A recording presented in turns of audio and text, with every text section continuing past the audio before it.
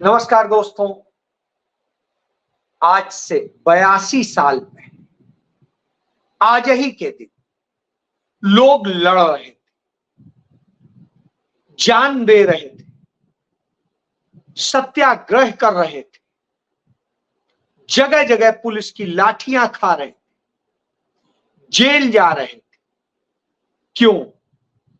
क्योंकि देश को एक लोकतंत्र मिले, देश को एक सच्चा संवैधानिक लोकतंत्र मिले और देश के लोगों की आवाज बुलंद हो।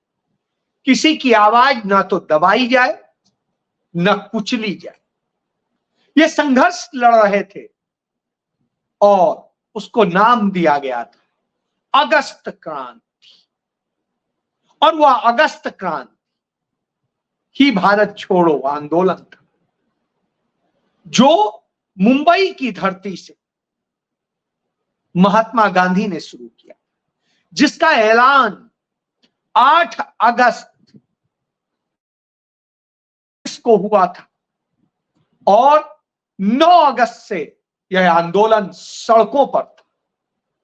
आज भी आंदोलन हो रहे हैं, आज भी बवाल हो रहे हैं, आज भी लोग जेल जा रहे हैं, लाठियां खा रहे हैं और आंदोलन हो रहे हैं। आज फिर से एक बार देश बचाने के लिए, लोकतंत्र बचाने के लिए, तब लोकतंत्र बनाने की लड़ाई थी, आज लोकतंत्र बचाने की लड़ाई सड़क से संसद तक हो रहा है। लेकिन तब भी नफरत का खेल खेला जा रहा था, तब भी देश को कहीं हिंदू मुस्लिम में, कहीं किसी दूसरे नाम पे, कहीं अभिजात्य वर्ग और दूसरे वर्ग की लड़ाई थी, कहीं सत्ता पक्ष और उसके चाटुकार थे और कहीं देश के लिए, लोकतंत्र के लिए लड़ने वाले लोग।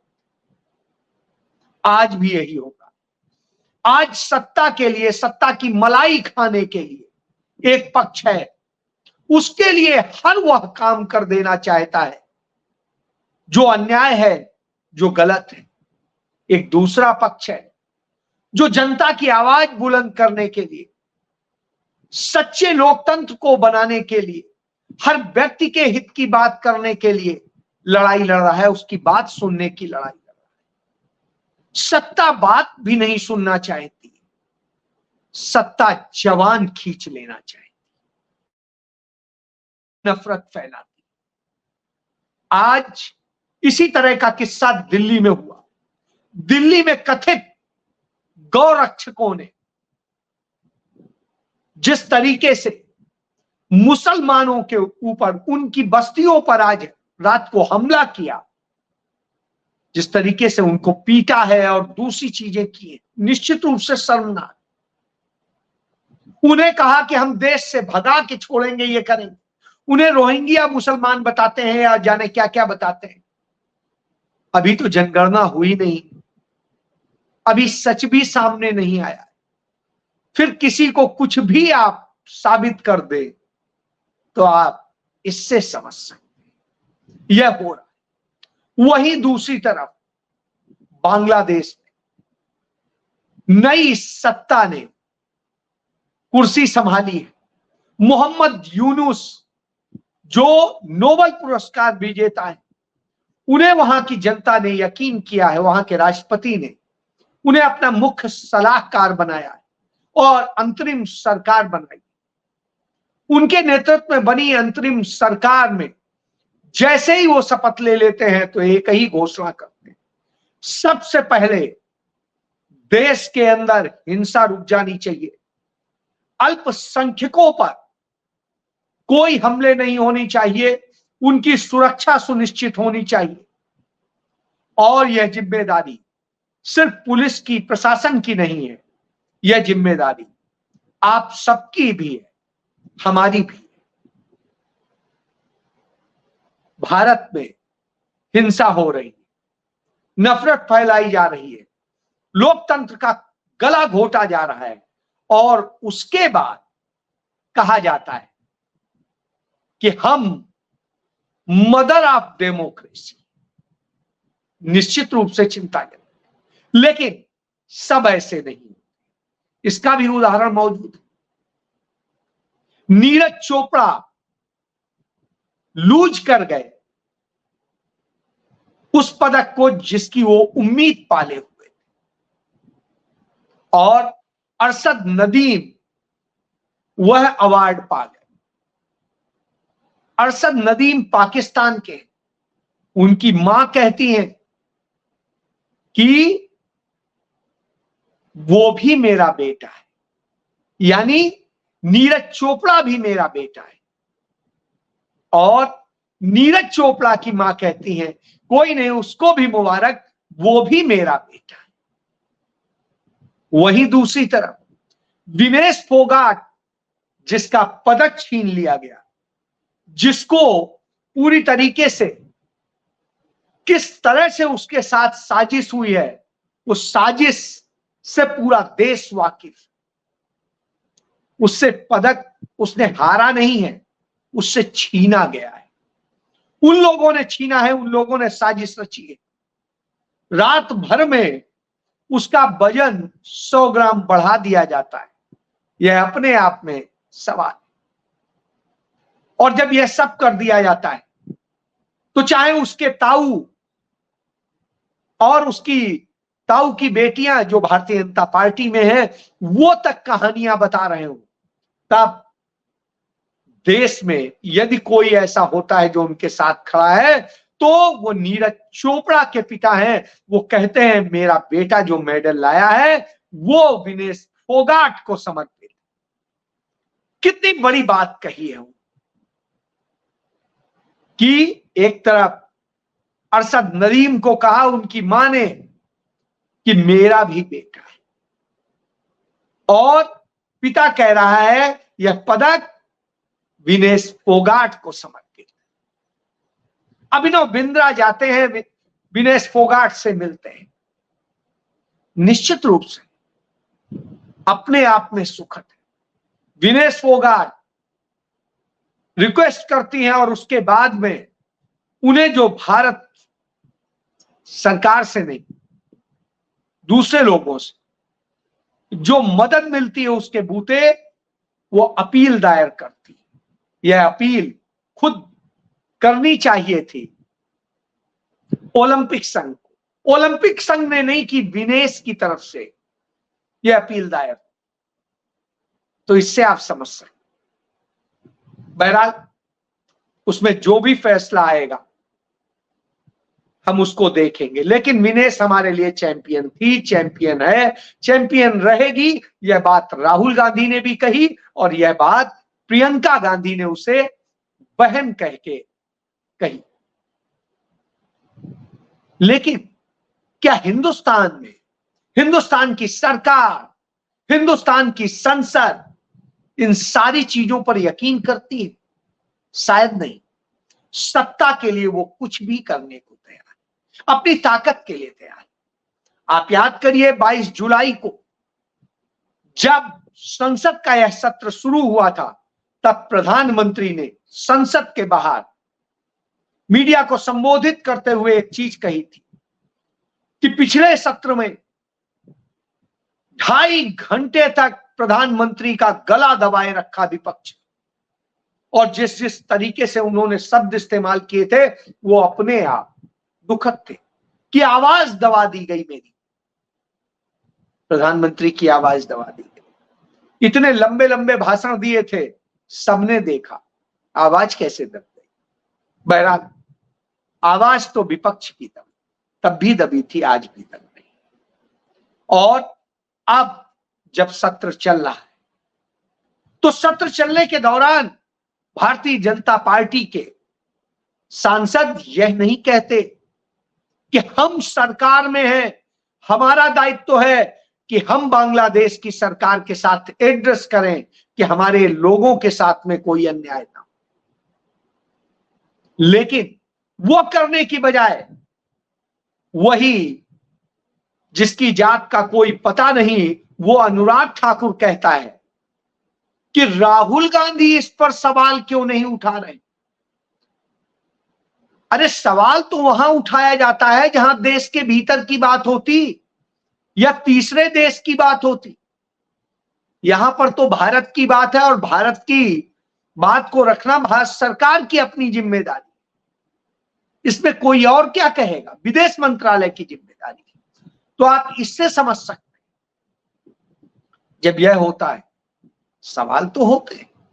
बहरहाल इसी बीच जब तमाम चीजों पर, वही विनेश फोगाट पर जिसके साथ अन्याय हुआ है उसको लेकर के कांग्रेस के सांसद कहते हैं इस पर चर्चा होनी चाहिए, स्थगना प्रस्ताव लेकर के आते हैं, तो लोकसभा अध्यक्ष उसे अस्वीकार कर देते हैं। वो कहते हैं कि खेल मंत्री ने जो बयान दिया वो शर्मनाक है। खेल मंत्री यह बताने आए थे कि 70 लाख रुपया दिया गया है मदद के, उन्होंने अपनी जेब से दिया है। कहां से दिया? इस देश के जितने नागरिक हैं हर एक के जेब से उसके लिए पैसा गया है, और उसे नहीं दिया है, जो लोग उसके साथ में रखे थे उन्हें दिया है। ये वही लोग हैं जिन्होंने उसकी डाइट अच्छी रखनी थी, जिन्होंने उसका वेट मेंटेन करना था, जिन्होंने उससे सही कोचिंग देनी थी और उस चैंपियनशिप में हिस्सा दिलाना था। उनको दिया गया, उन्होंने काम नहीं किया तो दोषी कौन है? इसका मतलब है सरकार ने गलत लोग अपॉइंट की।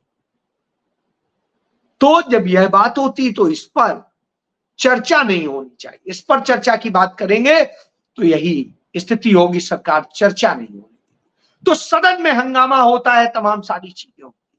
बहरहाल चीजें चलती हैं, लगातार होता है।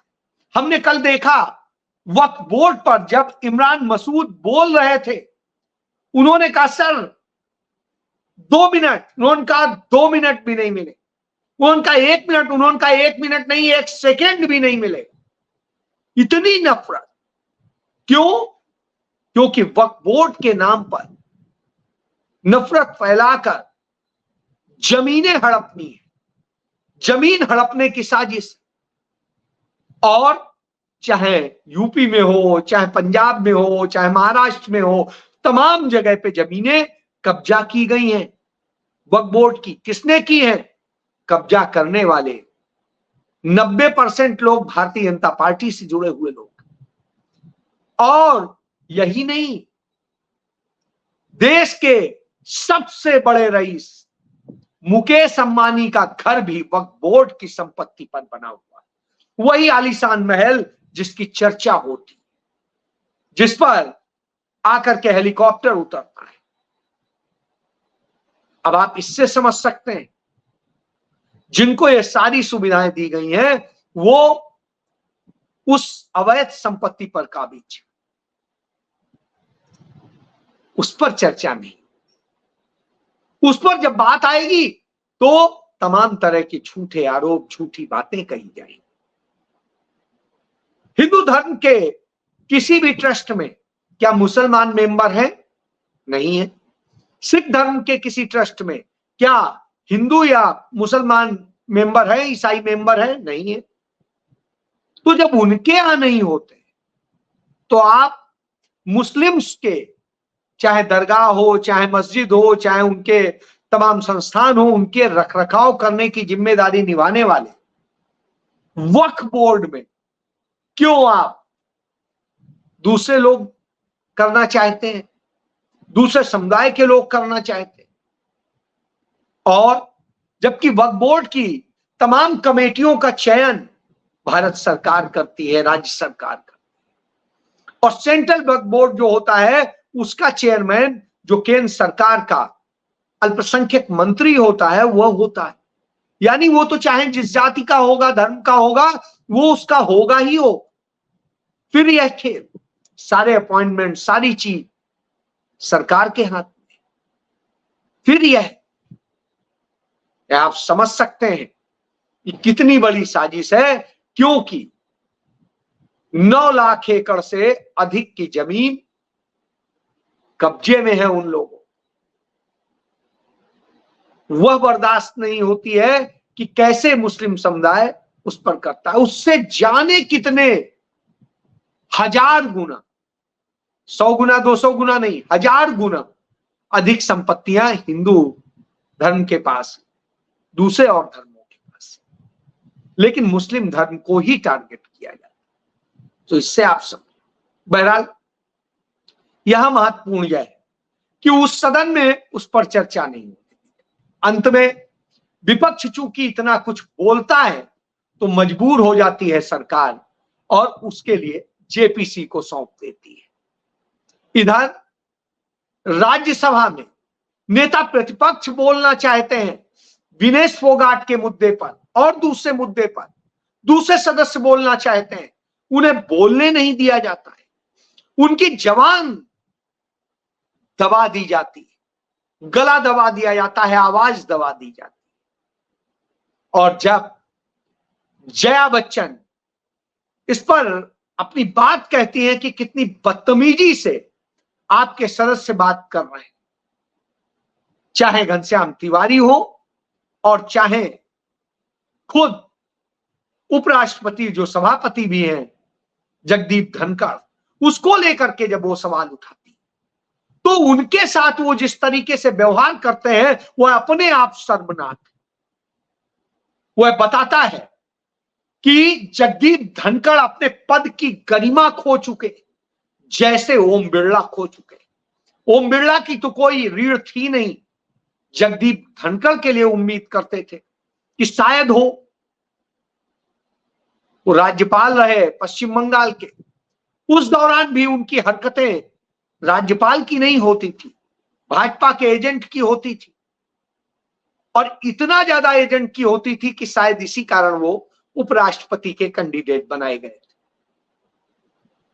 और नरेंद्र मोदी प्रधानमंत्री हैं, उनके अधीन आते हैं। स्थिति यह है उनके आगे वो ऐसे झुक जाते हैं जैसे लगता है कि पेड़ जो होता है उसका बड़ा हल्का सा, जिसमें फल नहीं होते हैं लेकिन फिर भी झुका होता है। तो उस तरह की स्थिति क्यों है? क्योंकि जगदीप धनखड़ एक जमाने में कांग्रेस पार्टी में हुआ करते, तमाम बार संघर्ष करते, और जब भाजपा में आए तो वफादारी और अपने आप को वफादार साबित करने के लिए हर वह कर्म करने को तैयार है जिससे आने वाले वक्त में उन्हें राष्ट्रपति पद का उम्मीदवार बना दिया। जगदीप धनखड़ एक एडवोकेट भी, वकील होने के कारण उन्हें कानून भी पता है, संविधान भी पता है, बावजूद इसके वो संविधान की तमाम गरिमा को खो रहे हैं। जब चर्चा की बात आती है तो सदन के में नहीं, चैम्बर में आ जाइए। क्यों चैम्बर में आ जाइए? जब सार्वजनिक चर्चा है तो सार्वजनिक ही होनी चाहिए। तो इस तरह हैंडल कर। लालच बुरी बला है। तो आज वह लोकतंत्र जिसको बनाया गया था उसमें दो चीजें इसीलिए थी, नेता सदन और नेता प्रतिपक्ष। लोकसभा में नेता सदन नरेंद्र मोदी है और नेता प्रतिपक्ष राहुल गांधी। नरेंद्र मोदी जब से सदन शुरू हुआ है आने की हिम्मत नहीं कर पा रहे हैं सदन, डरे हुए। उनके जो मंत्रीगण और तमाम सदस्य आते हैं वो विपक्षी सदस्यों को अपमानित करने के लिए, विपक्षी नेताओं को अपमानित करने के लिए पूरा काम करते हैं, उनको गालियां देते हैं। स्पीकर उनको बड़े आराम से सुनता है, जब वो बोलते हैं तो मुस्कुराता है, खुश होता है। लेकिन जैसे ही विपक्ष के कोई भी सदस्य कुछ बोलते हैं तो जैसे इमरान मसूद से कहा कि 1 सेकंड भी नहीं है, उसी तरीके से दूसरों के साथ होता है। कभी माइक बंद, कभी कुछ, कभी कुछ।